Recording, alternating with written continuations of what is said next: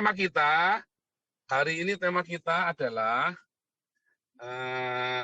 Elon Musk dan Islamfobia. Ya, Elon Musk dan Islamfobia. Ngerti ya?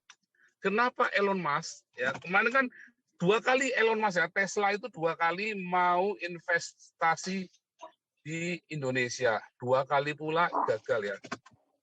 2 kali gagal ya. Yang pertama akhirnya dialihkan ke India. Ya kan? Yang pertama dialihkan ke India, yang kedua dialihkan ke Thailand.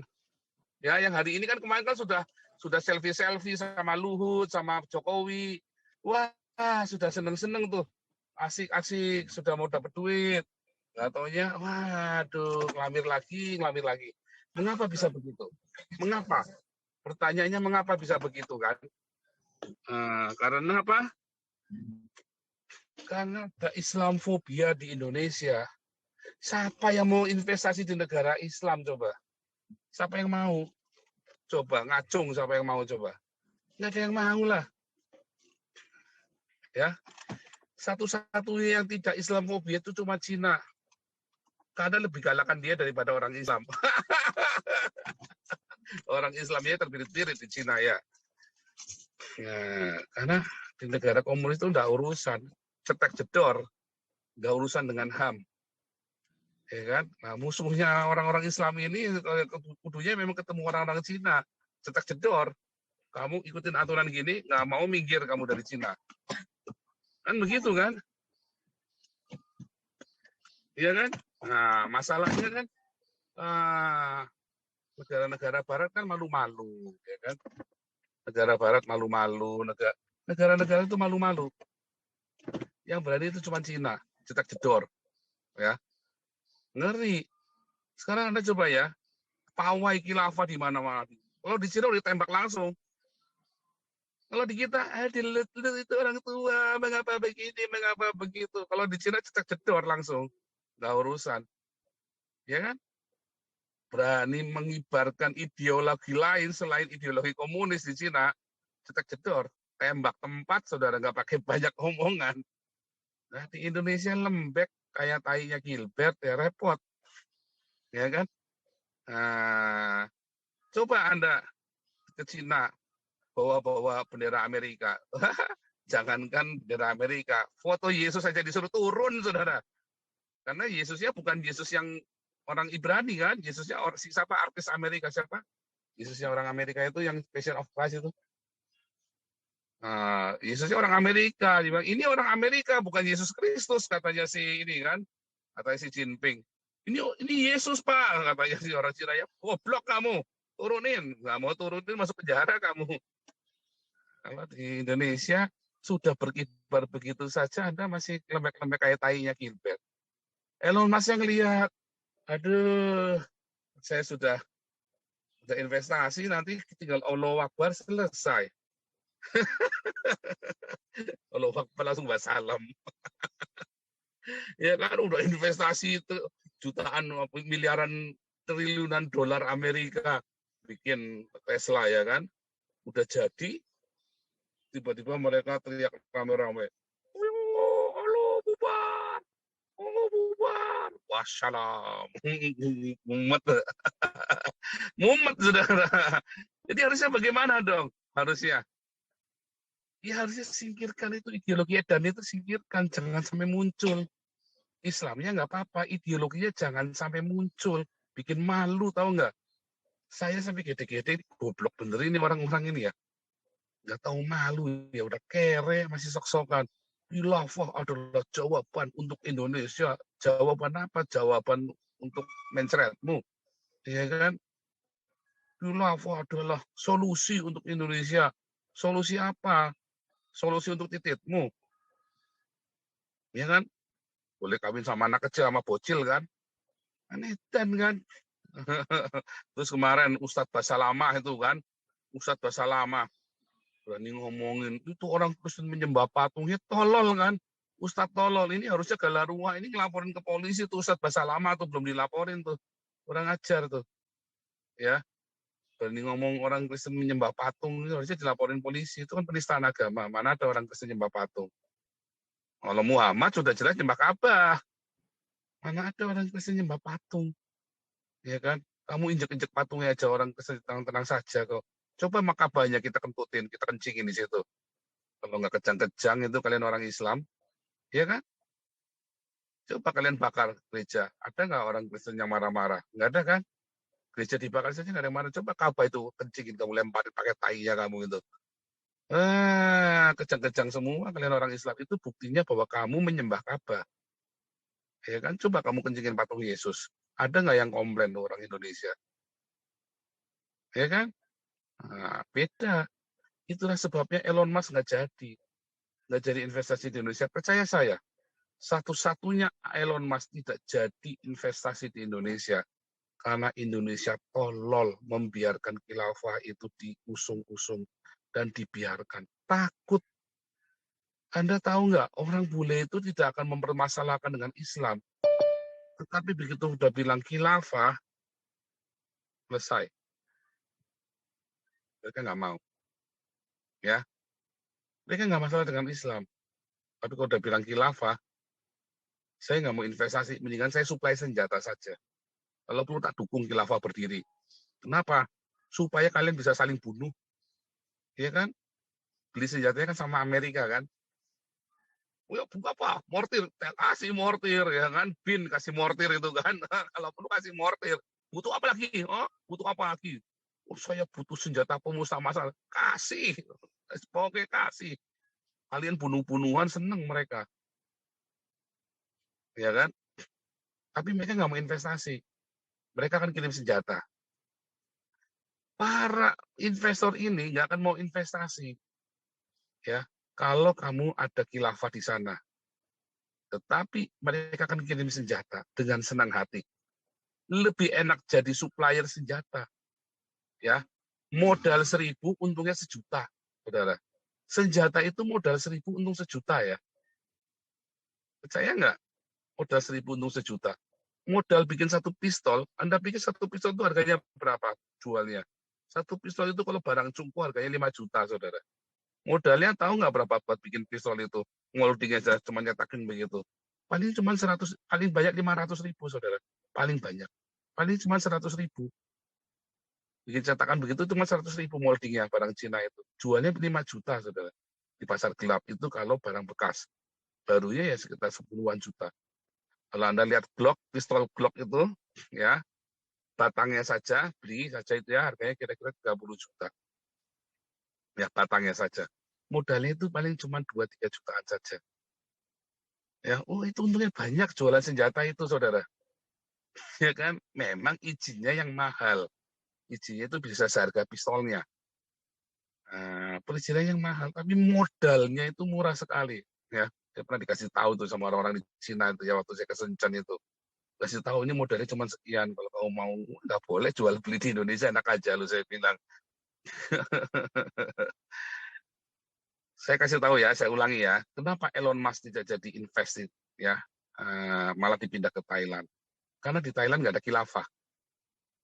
Kalian bikin khilafah. Nah, Elon Musk bilang, oke, saya nggak usah invest, saya tak supply senjata saja. Tak kasih termin yang panjang. Ya, pembayarannya 6 bulan.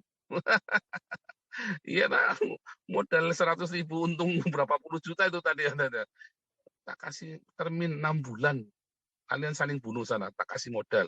Tapi investasi ya nggak mau, karena ada khilafah. Kalau perlu dijadiin sekalian khilafahnya. Ya kan? Nah, itulah ketololan kalian orang Indonesia. Ya.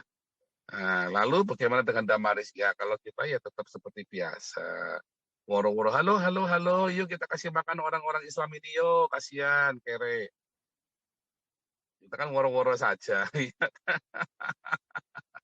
Luar biasa. Terus itu Ustadz Bahasa Lama itu tadi balik lagi ya. Ustadz Bahasa Lama. Nah, itu Ustadz Bahasa Lama itu kudu diurus itu, si Bahasa Lama itu. Berani ngomong orang Kristen menyembah. Nah, itulah. Kerjaannya di sini agama tok. Ya. Teman saya yang orang di ini ya di Jerman ya, teman saya di Jerman itu sampai dia bilang ya, ini orang saya lihat orang-orang ya ceritanya agama terus ngeleter masalah agama terus kapan kerjanya ya, terus saya ngeledek lah, saya hidupnya dari agama, saya bilang begitu. Saya hidupnya dari agama.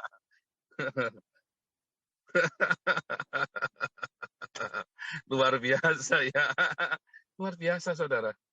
Luar biasa. Betapa bodohnya orang-orang beragama ini. Ya kan? Sehingga Anda bisa cari uang dari agama. Ya kan? Karena orang beragama ini bodoh. Ya kan? Tapi untung ya, saya nggak jahat. Saya nggak memanipulasi orang. Ya kan? Saya tetap kerja, saya ngeles-ngelesin supaya orang jangan bodoh. Tak ajari ini supaya jangan kamu ditipu sama Gilbert. Ya, tak ajari supaya kamu jangan ditipu sama Niko. Supaya kamu jangan ditipu sama berita-berita ini. Ya, Niko dulu baik ya. Niko itu dulu baik. Saya banyak cerita apa Niko itu dulu ya, itu baik sekali. Ya, orang berubah ya memang. Makanya doakan saya supaya jangan berubah ya. Saya tetap setia, ya, tetap jujur, mengelola bukan saya yang mengelola keuangan ya. Kan semua keuangan dikelola oleh Damaris, oleh Damarkasi, oleh Galarua. Ya, kita mau bikin yayasan Umun Pagi buat tolong menolong. Luar biasa. Iya, jadi itu saya garis bawahi tadi ya. Ya, mengapa tadi ya? Elon Musk itu bukan Elon Musk saja, investor asing. Ya, lihat ya, banyak investor-investor hengkang dari Indonesia. Sejak kapan? Justru sejak era reformasi loh. Lucu kan? Justru sejak era reformasi, banyak investor keluar dari Indonesia. Lalu yang datang siapa? Cina. Mengapa? Balik lagi, orang-orang Cina cukup edan. Ya kan? Sementara orang-orang takut investasi di Indonesia, orang-orang Cina datang berani menolong kalian. Orang-orang Cina yang kalian anggap tidak bertuhan dan komunis itu, ya coba kalau orang-orang Cina itu tidak investasi ke Indonesia, itu Refli Harun sama si siapa itu kemarin Sutioso itu, ya bininya sudah jadi lonte di Mangga Dua tuh, ya kan? Untung ada orang-orang Cina yang mau nalangi utangnya orang Indonesia, mau investasi, ya kan? Untung orang Cina baik hati ya, kalau nagih itu ya ada restrukturasi hutang, ya investasi di Indonesia itu ya banyak sekali Indonesia itu tertolong ya karena investasi dan utang jangka pendek Cina. Lalu kemarin siapa itu yang katanya mau boikot ini, yang mau boikot Singapura itu si Cina satu Lius Gendut itu kan. Dia nggak mikir apa utangnya Indonesia banyak sama Singapura. Kalau ditagih gimana? Boikot buat tagih utang, rasa lo aja kan. Mampus lah coba. Goblok juga itu orang serius itu. Sok-sokan mau boikot. Nah itu loh. Itu bangsa yang tidak tahu diri itu loh. Ya. Manusia-manusia tidak tahu diri. Sehingga menghasilkan mental-mental kere yang kayak gitu. Saya tidak suruh Anda untuk jadi minder wadah ya. Ya, saya nggak suka Anda jadi minder wadah. Tetapi Anda harus akui bahwa memang ada kekurangan. Saya selalu ajarkan ya, akui kalau kita punya kekurangan, lalu perbaiki. Tapi kan tidak mau orang Indonesia, orang-orang Islam ini kan goblok-goblok kan, udah merasa dirinya paling hebat, tolol pula kan, kan luar biasa kan, udah merasa diri paling hebat, tolol. Namanya orang bebal, bukan orang sombong, orang bebal itu. Udah merasa paling hebat, tolol pula. Saya bingung sampai, ya kan? Bingung lah. Ini kan orang bebal ini kan, orang-orang Islam ini. Udah gitu mau sok-sokan katanya hukum khilafah paling sempurna. Nggak tahu kali ditinggal semua. Orang pada males. Bukan takut sama kalian. Ngapain saya itu mau dagang, bukan mencari ribut. Kata mereka kan begitu kan. Nah kalau orang Cina, kalau Indonesia macam-macam, jumlah penduduk kamu berapa sih? 250 juta. Ya, 1 lawan 6 lah. 1,6 loh, mereka 1,5 miliar, gila, ya kan? Kalau mereka mau Indonesia mau nggak bayar direk seorang 1 miliar mau apa coba? Kirim semua ke Indonesia, tepung. Ngumpet orang Indonesia 1 lawan 6. Oh ya saya pakai ilmu kaduragan segala macam loh. Kamu kira orang Cina nggak bisa itu orang Cina bisa terbang gitu loh? Anda menjawab pakai film. Film pakai film lagi orang Cina itu kalau bikin film lebih edan itu bisa terbang kemana-mana itu. Malah kalian orang Indonesia belajar bikin filmnya dari Cina dongengnya kan. Mumet pokoknya. Nah, jadi saudara, Anda harus mengakui dulu, memang ada yang salah di Indonesia. Memang ada yang tidak benar di Indonesia yang harus dibenerin. Jangan merasa diri hebat, saudara. Jangan merasa diri itu udah nggak ada salahnya. Ya, orang-orang Indonesia ini ya, kalian, nah saya makanya bilang ya, harusnya orang Indonesia itu belajar minta maaf. Belajar minta maaf. Ya, kalau kalian ingin benar-benar dibebaskan dari kemiskinan, dari kebodohan, Anda harus belajar minta maaf. Ya, sama siapa? Satu, sama orang-orang minoritas, yaitu orang-orang Tionghoa dan orang-orang agama minoritas, suku-suku minoritas. Ya, pernah nggak negara Indonesia, pemerintah Indonesia minta maaf sama orang Batak ketika 600.000, sedikitnya 600.000 ya, itu data yang saya punya. Kemarin ada yang bilang 1 juta lebih ya, seorang Batak dibunuh orang Islam. Demi diislamkan, bunuh loh. Ada nggak permohonan maaf ya? Nggak ada lah. Ya kan? Nggak ada yang mohon maaf. Nggak ada permintaan maaf, rekonsiliasi. Ya kan? Nggak ada. Terus gimana coba caranya begitu? Ada nggak orang-orang pemerintah Indonesia minta maaf kepada korban yang disangka PKI, 3 juta orang yang dibunuh sama NU itu? Nggak ada. Ada nggak pemerintah minta maaf sama korban 98 Mei? Lempar-lemparan, malah ada yang mau bersaksi aja dibunuh itu kan kemarin. Ada nggak orang Indonesia, pemerintah Indonesia, minta maaf untuk orang-orang Ahmadiyah yang dibunuh? Orang-orang Gavatar, ada nggak pemerintah minta maaf? Nggak ada pemerintah minta maaf sama orang Gavatar. Ada nggak pemerintah minta maaf sama orang-orang Syiah yang di Sampang? Pemerintah nggak pernah minta maaf karena gagal melindungi rakyatnya. Dari kebiadaban rakyatnya sendiri. Pemerintah nggak pernah minta maaf. Kenapa pemerintah tidak berani minta maaf? Karena bangsat biadab pemerintah Indonesia itu. Kalian cuma memikirkan duit saja. Ya kan? Akhirnya kalian tolol. Ada khilafah. Ya kan? Nggak berani kan? Jokowi mana berani? Nangkep aja takut-takut kan? Kan sudah saya bilang dari awal. Siapapun berani nyebut khilafah, lah ciduk. Saya nggak bicara saya sebagai orang Kristen. Saya bicara sebagai seorang rakyat yang waras. Begitu ada orang bilang khilafah, cetak jedor, hilang. Sehingga di Indonesia itu harusnya ada satu, kalau di radio itu kan ada satu signal. Begitu udah bilang khilafah, cetik, langsung samperin orangnya itu. Ya, ada mesin sadap, begitu ada khilafah, syariah Islam, hidup. Kalau tidak begitu, nggak akan menang Indonesia, nggak akan beres. Tidak akan beres, percaya saya. Tapi dia didahului dengan rekonsiliasi dulu, supaya jangan goblok. Kedua, diberesin sama-sama. Nanti saya mau tampilkan pidatonya Lee Kuan Yew. Bagus sekali ya, bagus sekali. Cuman saya khawatir itu nanti kena, tapi kita coba saja ya, kena strike apa enggak ya. Pidatonya Lee Kuan Yew. Belajar dari masa lalu, belajar dari kesalahan-kesalahan. Kita tidak mau izinkan ideologi gila ini tumbuh di negara kami. Itu Lee Kuan Yew berapa puluh tahun yang lalu ya. Nanti saya lagi carikan ya. Oke. Kemarin ngomongnya di Thailand itu ada beritanya Elon Musk batal investasi Indonesia kemana ke Thailand. Ya udah pasti karena Thailand secara infrastruktur dan faktor-faktor yang tadi masalah agama, gejolak politik mereka lebih stabil Pak daripada Indonesia. Jadi kita kalah bersaing Pak dalam mendapatkan investasi dari Elon Musk. Meskipun secara kalau lihat resources atau bahan baku Indonesia lebih unggul daripada Thailand.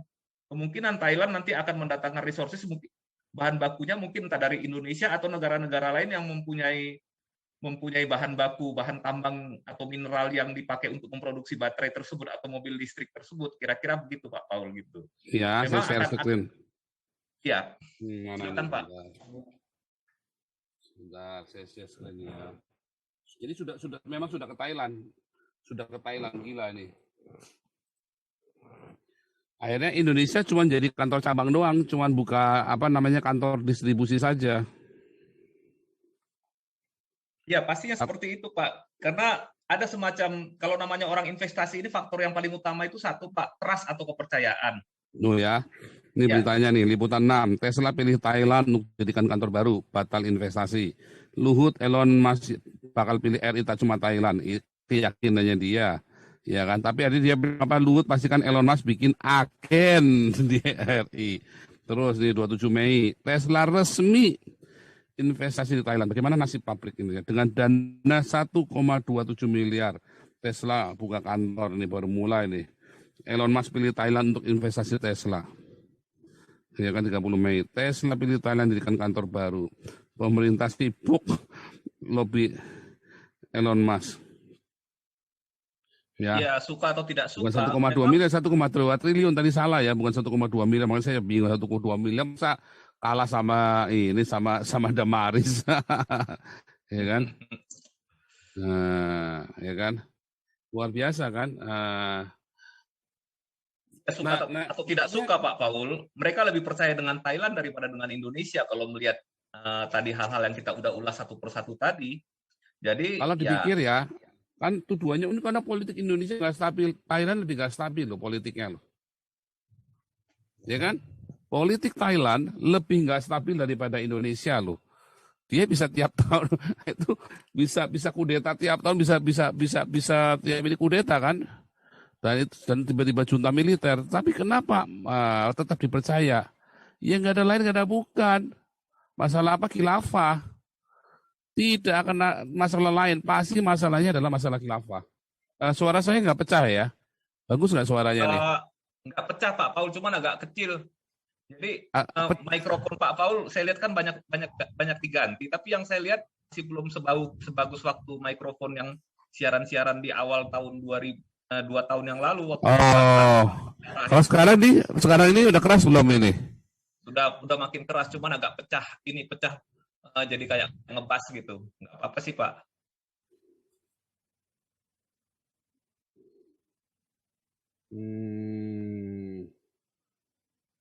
Sekarang ini udah bagus ya?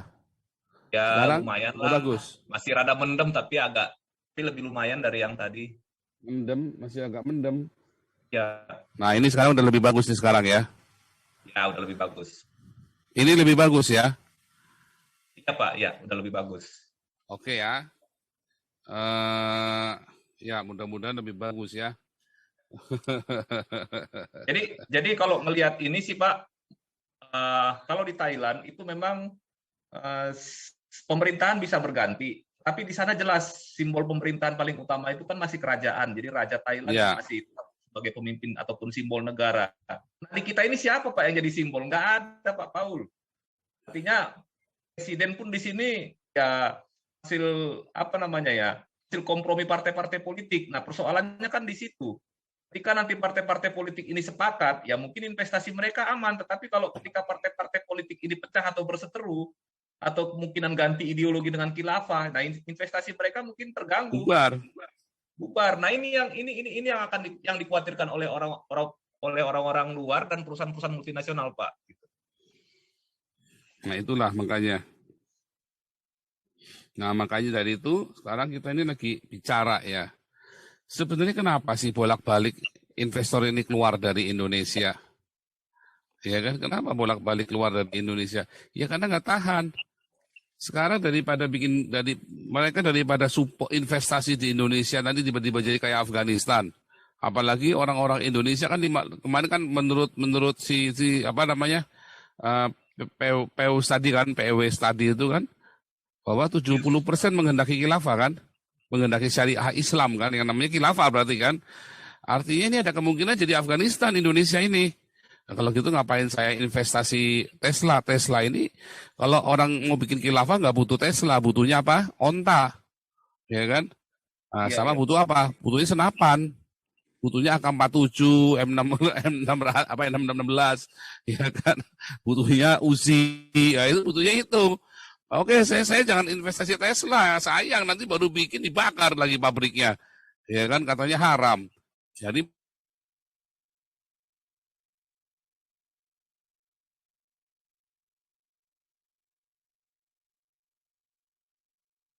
Amerika senang menjadikan daerah Jazirah Arab atau negara makin banyak khilafah, Amerika makin senang. Kenapa? Karena dia makin bisa jualan senjata. Karena orang-orang khilafah ini kan tolol dan goblok, suka perang, suka bunuh-bunuhan kan. Udah kirim senjata aja, yang bagus kirim senjata. Butuh berapa? Wani piro, dan itu aja kan. Tadi saya bilang, kalau perlu term of payment-nya 6 bulan. Ya kan, untungnya 100 kali lipat kok. 4 kali lipat kok jualan senjata. Ya kan? Sama jualan narkoba lebih enakan jualan senjata. Jadi gini Pak Paul, kira-kira kalau misalkan Amerika di Afghanistan, itu kenapa dia menarik pasukannya, Pak? Artinya apa gunanya Amerika menempatkan pasukan itu lebih lama di sana? Secara ekonomis mereka sudah berusaha untuk investasi, berusaha untuk membangun negara tersebut ya, meskipun itu kan medannya kan lebih sulit ya di Afghanistan. Tapi dia melihat kalau dia tetap memaksakan membangun dengan dana sendiri, kemudian juga harus menjaga keamanan secara militer. Kita tahu di Afghanistan kan yang jelas pasti terjadi perang fraksi, bukan di antara ideologi yang berbeda, tetapi dari ideologi yang sama, tetapi saling berperang antara kelompok-kelompok atau faksi-faksi yang sama gitu Pak Paul. Jadi dia berpikir daripada Amerika rugi lebih jauh untuk investasi di Afghanistan, lebih baik dia tarik pasukannya Pak. Karena apa? Secara ekonomis itu tidak menguntungkan karena setiap perang itu kan pasti ada hitung-hitungan ekonominya Pak Paul gitu. Jadi Amerika ngelihat itunya nggak masuk, itu bukan soal menang atau kalah secara militer. Nah, tiba-tiba kadrun-kadrun di Indonesia merasa hebat dan super. Kenapa?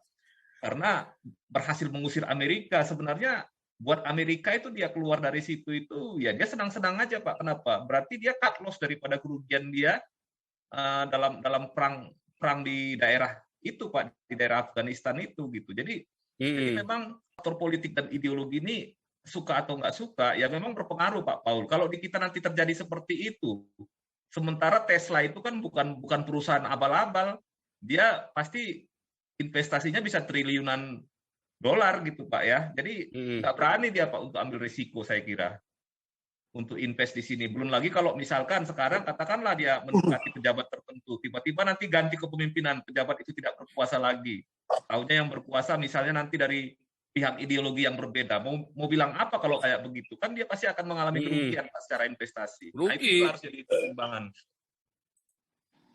Akhirnya kita ini ya cerita ekonomi cukup seru ya. Nah, intinya adalah pada malam hari ini kita mau ya supaya Indonesia sadar ya ada ketegasan dalam soal hukum terutama masalah khilafah ini ya. Sebetulnya Indonesia harus berterima kasih sama saya ya karena saya selalu mengingatkan terus ya saya bukan orang nggak berpendidikan, saya ngerti tentang ekonomi ya. Saya S2 saya salah satunya adalah Magister Manajemen. Walaupun lagi tesis saya tinggal karena saya kemudian pindah ke teologi ya. Tetapi saya belajar, saya praktisi dulu. Saya ngerti bagaimana orang itu dagang, apa yang ditakutkan orang ketika lagi dagang, ya. Nah, kita jangan berdusta pemerintah itu. Pada kenyataannya Tesla itu tidak mau masuk Indonesia karena khilafah, percaya saya deh, ya, karena khilafah. Kalau khilafah itu minggir, bukan masalah Islamnya, orang tidak masalah dengan Islam, masalahnya dengan khilafahnya, ya. Akhirnya kan sia-sia. Makanya, ya tadi kita sudah dengarkan ya, ada yang setuju, ada yang tidak setuju, boleh-boleh saja, opini kan. Kita kan sini kan beropini, semua boleh. Nah, tapi malam ini kita mau menyadarkan pemerintah ya. Besok kita temanya masih ya, masih sambung lagi temanya, luar biasa ini hangat ya, masalah khilafah ditangkepin tadi ya, tapi terlambat ya, tanggal 1 gegeran, nangkapnya setelah seminggu baru ditangkepin, ya tolol, pemerintah ya tolol. Udah dibilangin cetak jedor, berani ngomong khilafah saja, Anda berani membahas khilafah saja, pokoknya itu barang haram terlarang aja pokoknya. PKI kan semua jenis syariah Islam dan khilafah di PKI kan, Nanti Indonesia benar. Bukan Indonesia harus meninggalkan Islam, enggak usah lah. Tapi memang lebih baik meninggalkan Islam karena Islam memang membuat Indonesia jadi bodoh. Bahaya laten khilafah. Nanti sudah disingkirkan khilafahnya gara-gara ada Islamnya balik lagi tetap. Ya. Tetapi paling nggak singkirkan dulu lah khilafah dulu. Karena itu buat Anda sendiri, buat kalian sendiri. Ya. Oke, luar biasa.